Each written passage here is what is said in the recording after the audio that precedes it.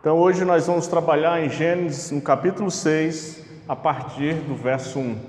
Muitos conhecem esse texto, muitos conhecem essa passagem, no qual fala sobre Noé, a corrupção do gênero humano, o dilúvio, a arca e a aliança que o Senhor fez com o homem. Amém? Todos achamos? O verso 1 diz: como se foram multiplicando os homens na terra, e lhes nasceram filhas, vendo os filhos de Deus que as filhas dos homens eram formosas, tomaram para si mulheres, as que dentre todas mais lhe agradaram. Então disse o Senhor: o meu espírito não agirá para sempre no homem, pois este é carnal, e os seus dias serão 120 anos. Ora, aquele tempo havia gigantes na terra, e também depois, quando os filhos de Deus possuíram as filhas dos homens, as quais lhe deram filhos. Estes foram valentes, varões de renome na antiguidade. Viu o Senhor que a maldade do homem se havia multiplicado na terra, que era continuamente mal, todo o desígnio do seu coração.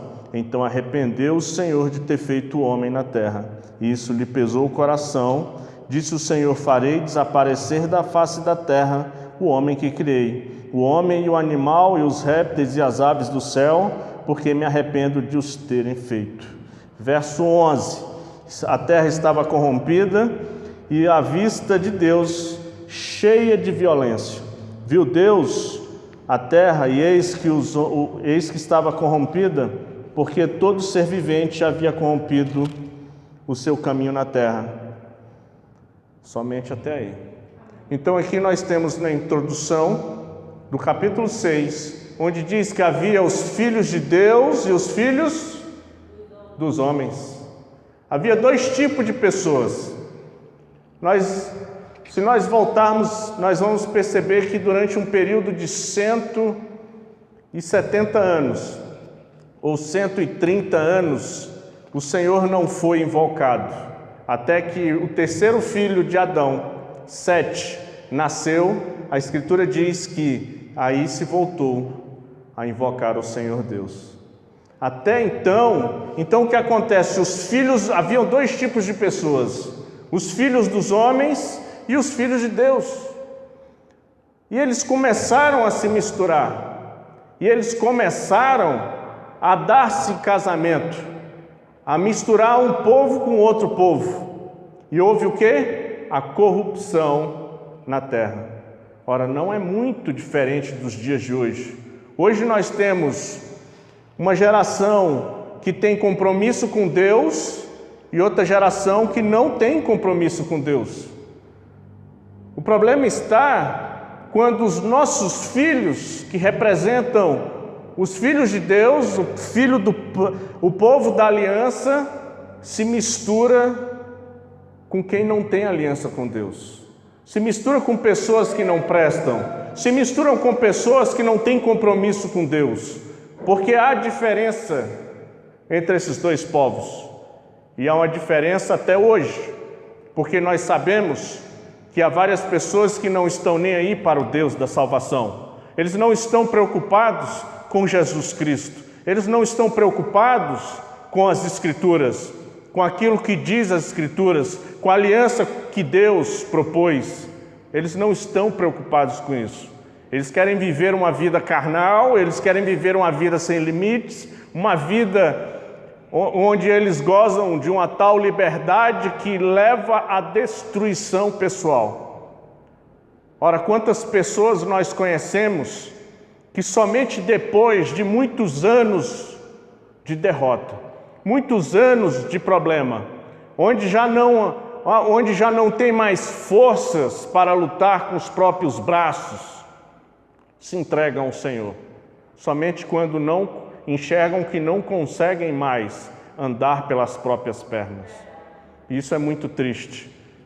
No domingo passado eu não estava aqui, eu estava fazendo a visita na igreja do pastor Marcelo Amorim, quando no final do culto chega um senhor, era um senhor já, de cabelo branco, todo tatuado, nenhum problema quanto a isso. A questão é que aquela pessoa estava muito precisada.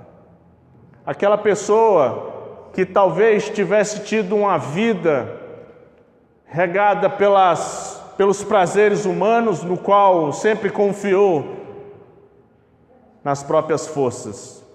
Mas quando a velhice chega, quando o músculo fraqueja, quando o eu dou conta já não resolve as coisas, onde é que muitas vão parar? Elas vão parar na casa de Deus.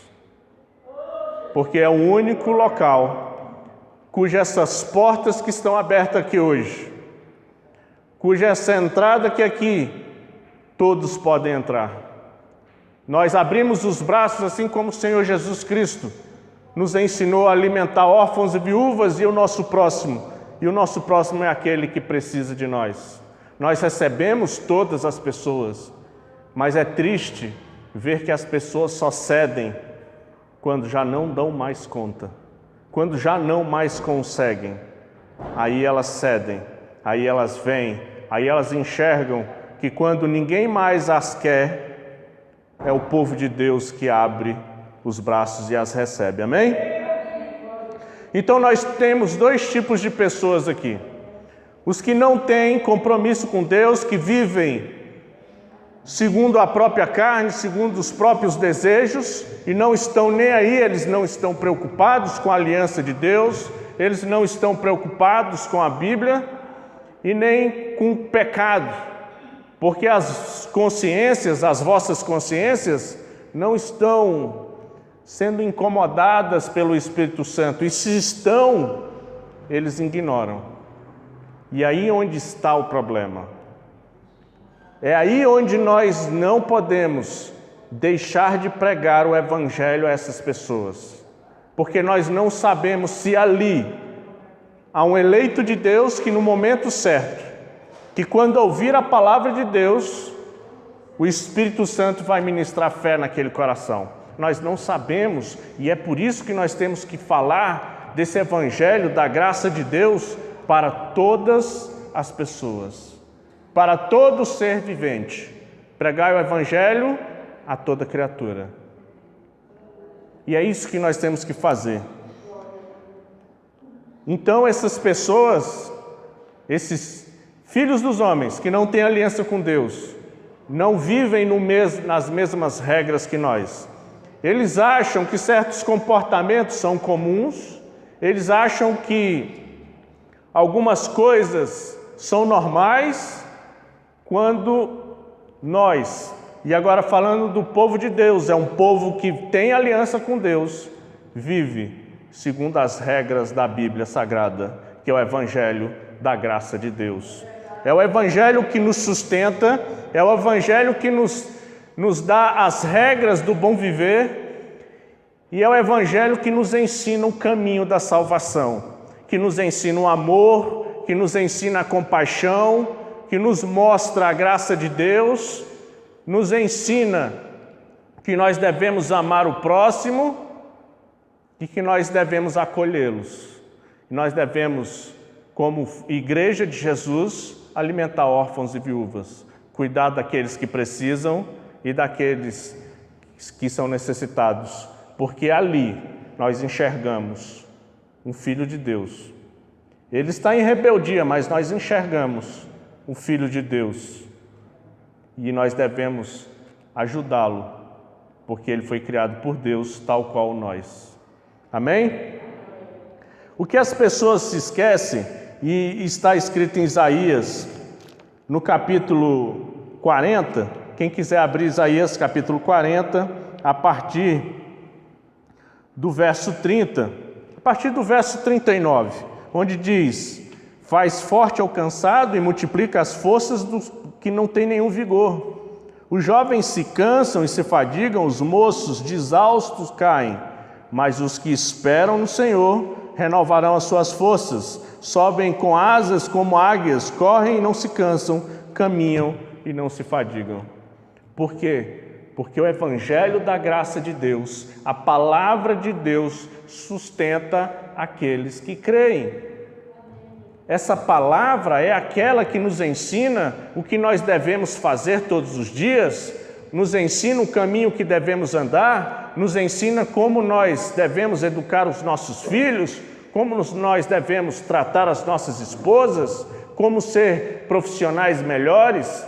Tudo isso está contido na palavra de Deus. Quando nós cremos na palavra de Deus, naquilo que Deus declara, naquilo que Deus diz e promete a nós, e nós andamos segundo os mandamentos dele, nós temos uma vida diferente, nós temos uma vida mais equilibrada, nós temos uma vida abençoada e ainda caminhamos em direção à salvação. O Senhor fez uma promessa lá atrás ao povo e que serve para nós hoje. Ela está contida em Êxodo, no capítulo 19, a partir do verso 5, onde diz: agora, pois, se diligentemente ouvirdes a minha voz e guardardes a minha aliança, então serei a minha propriedade peculiar dentre todos os povos, porque toda a terra é minha. Quem disse isso? Deus disse isso.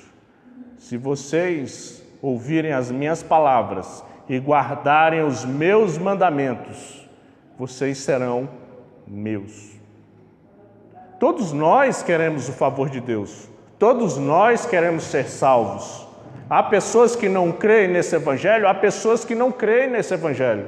Há pessoas que não estão nem aí para o que é pecado. Elas nem gostam de serem confrontadas. Elas nem gostam de que nós digamos a ela de que elas estão erradas. Segundo a Escritura Bíblica, elas não gostam. Elas nos chamam de todos os nomes.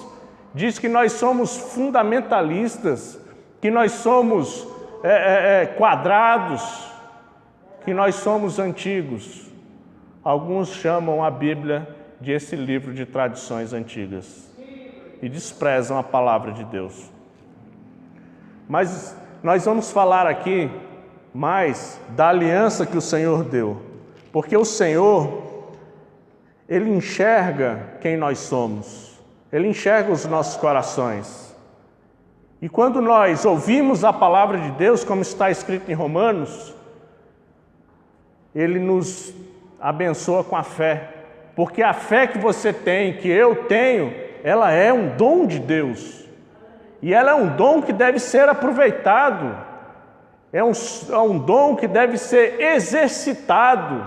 Nós devemos buscar o conhecimento bíblico todos os dias, nós devemos viver uma vida segundo as Escrituras todos os dias, não só hoje, não só 1 hora por semana, mas nós devemos buscar a Deus todos os dias. Nós devemos ensinar os nossos filhos a andar como os heróis da fé da Bíblia, como Abraão, como Davi.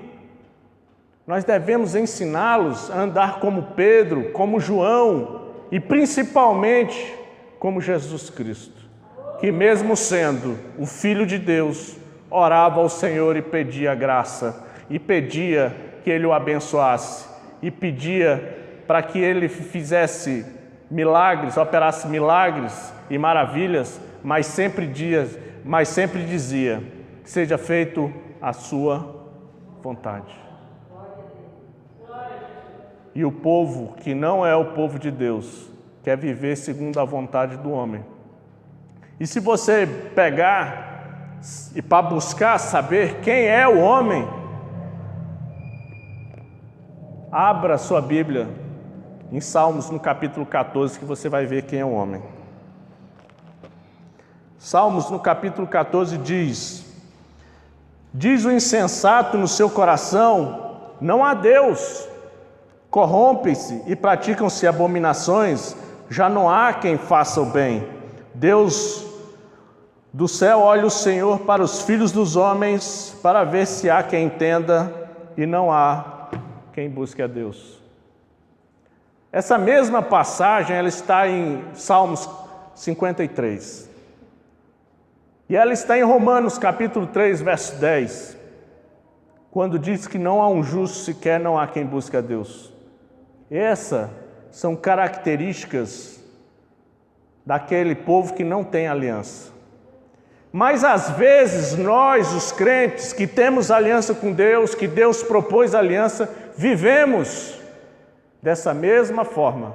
Parece que nós só lembramos da Bíblia no sábado na escola bíblica, para quem vem na escola bíblica, e domingo no culto. E nós passamos a semana inteira vivendo como os filhos dos homens. E esquecemos que Deus fez uma aliança conosco. Volte aí em Gênesis, no capítulo 6, no verso 8. Deus já tinha dito aqui que ia matar tudo, ia mandar um dilúvio. No verso 8, o que acontece? Porém, Noé achou graça diante do Senhor. Eis a história de Noé, que era um homem o quê? Justo, íntegro entre os seus contemporâneos.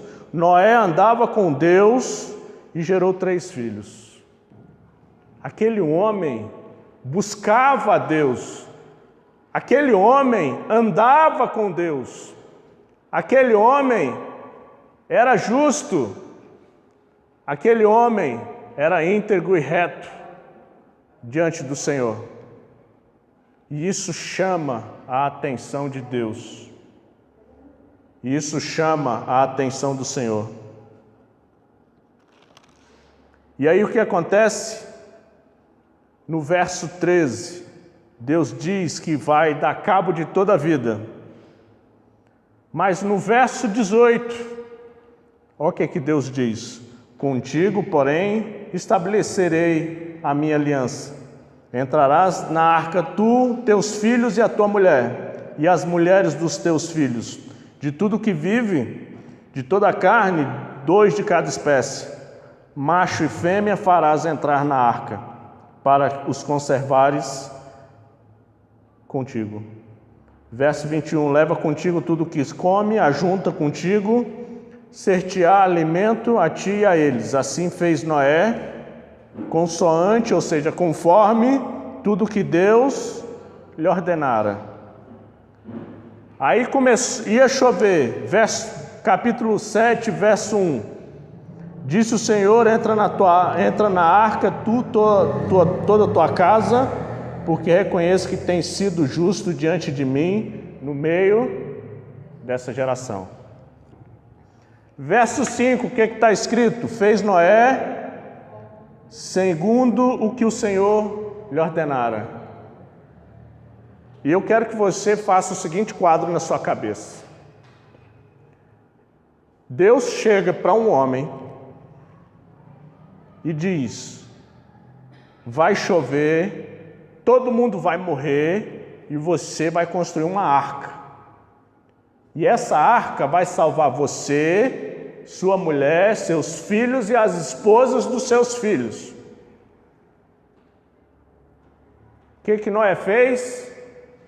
Primeiro, creu na palavra de Deus, que era verdadeira, e construiu a arca. Ora, a arca era o quê? Era um projeto de salvação que naquele momento iria salvar a família dele. Ele e a família dele. Deus disse, e ele creu na palavra, ele acreditou. Ele obedeceu a palavra de Deus. Ele recebeu para ele e ele creu que aquilo que Deus estava falando era verdade. E qual é a diferença hoje, quando nós lemos a Bíblia? Porque muitos de nós ficamos aí nos perguntando: eu queria tanto que Deus falasse comigo. Ora, Deus já está falando conosco através dos profetas, através de Moisés, através dos evangelistas, através dos apóstolos, através de várias pessoas que escreveram a Bíblia, e o povo não tem acreditado em Deus. E a Bíblia simplesmente é Deus falando com o seu povo, e nós somos esse povo. Agora, se nós não cremos nessa palavra, se nós não crermos nessa palavra, sabe o que vai acontecer? a porta da arca vai fechar e nós estaremos do lado de fora. E nós estaremos do lado de fora. Porque Deus disse, naquela época, assim como Deus hoje fala aos nossos corações através da Bíblia, só que com uma diferença, nós temos o Espírito Santo que testifica a veracidade, ou seja, a verdade da palavra aos nossos corações todos os dias. E nós, muitas vezes, nós não paramos para ouvir o Espírito Santo. Nós não paramos para ouvir as Escrituras, para ver o que Deus tem nos falado através de Moisés, de Isaac, de Davi, de Salomão. Nós temos os melhores homens que Deus levantaram, escreveram a Bíblia. Agora, para que nós não nos corrompamos, para que os nossos filhos não se corrompam e não façam como está escrito, vão e se deem em casamento com os filhos dos homens, nós temos que ensinar os nossos filhos. Nós temos que ensinar os maridos, nós temos que ensinar as esposas, nós temos que nos ensinar e ler as Escrituras dentro de nossas casas. Porque senão nós teremos contato com a Escritura somente aos domingos. E aí não pode. Dá um toquezinho aí, pastor.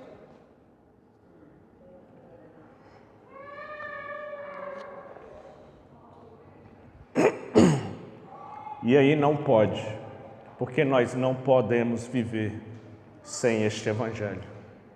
Nós não podemos viver como um povo que não tem aliança com Deus. Nós somos diferentes, nós fomos chamados para uma vida nova, uma vida santa, uma vida transformada. E os nossos filhos também, e as nossas crianças também. E elas não podem se misturar com esse povo. Nós devemos pregar o Evangelho àqueles que estão lá fora, mas nós não podemos deixar que os nossos filhos se relacionem com eles, porque o que acontece quando um povo mistura com outro povo, ou a fé deles, eles já não têm fé, ou a nossa fé, ela se degrada, ela diminui e ela se perde. Porque quando há mistura entre povos de fé diferente, há corrupção. Ora, nós temos exemplos disso. Por que Salomão, que construiu o templo, a casa de Deus, no fim dos dias dele, na sua velhice, para agradar a esposa, faz uma oferta a um ídolo? Quer dizer, ele que aprendeu de Deus, o homem mais sábio das Escrituras, no fim da vida, cai na idolatria. E é uma pena. E aqui nós temos que nos lembrar que Deus achou graça a Noé e propôs uma aliança a ele. Eu vou salvar você e a sua família. Agora eu quero que vocês entendam que um homem sozinho, ele não iria conseguir construir uma arca.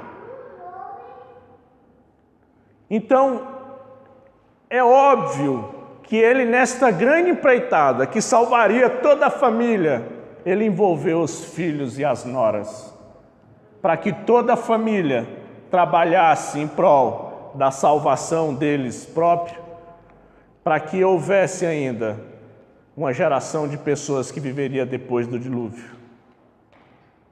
Então nós temos que aprender com Noé e envolver a nossa família no nosso projeto de salvação, porque talvez você não enxergue a sua casa como sendo a arca da salvação, mas a partir de hoje eu te convido a enxergar a sua casa como um projeto de salvação seu, da sua família e de gerações e gerações que virão depois.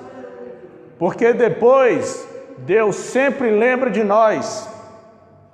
No capítulo 8, no verso 20, no capítulo 8, no verso 1, diz: lembrou-se Deus de Noé, de todos os animais selváticos e de todos os animais domésticos que com ele estavam na arca, e Deus fez soprar um vento sobre a terra e baixaram as águas.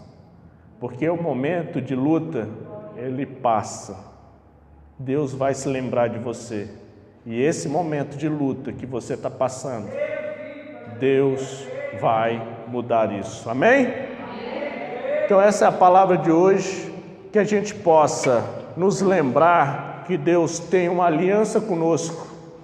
Nós não somos um povo a esmo, nós fomos chamados por Deus para uma aliança e para a salvação nossa e da nossa família, das nossas esposas, dos maridos, dos filhos e de quem vier depois. Amém?